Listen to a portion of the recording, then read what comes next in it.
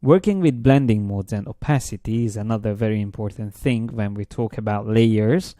And there's a couple of hidden features that you might not be familiar with, like the blend clip layers as group option.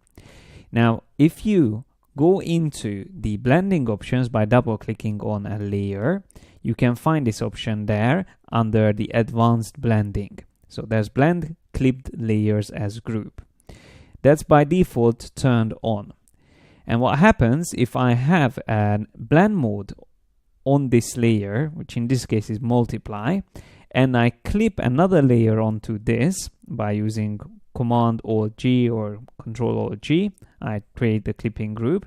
And then as you can see now, this bright yellow color is faded because of the multiply effect on the rectangle changes its appearance. So if I want to avoid this, I can double click on the shape layer and turn off the blend clip layers as group. So that's already solved the problem. And you might ask, why do we need to turn this into a clipping group? Well, maybe I want to turn this text around, but I want to also make sure that it's only visible inside that shape.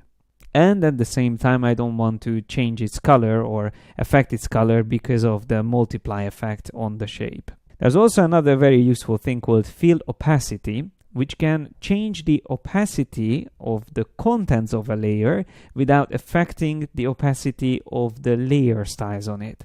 So again, on this shape layer, I have a stroke effect, which I can show you. I can turn it on and off. And if I reduce the opacity of the layer, then both the layer and the layer style will disappear. And in this case, because I have a clip layer on it, even that will disappear. But what if I want to only hide the contents but keep the strokes visible? Well, in that case, I can reduce the fill opacity, and the fill opacity will keep not only the layer styles but also the clipped layers visible.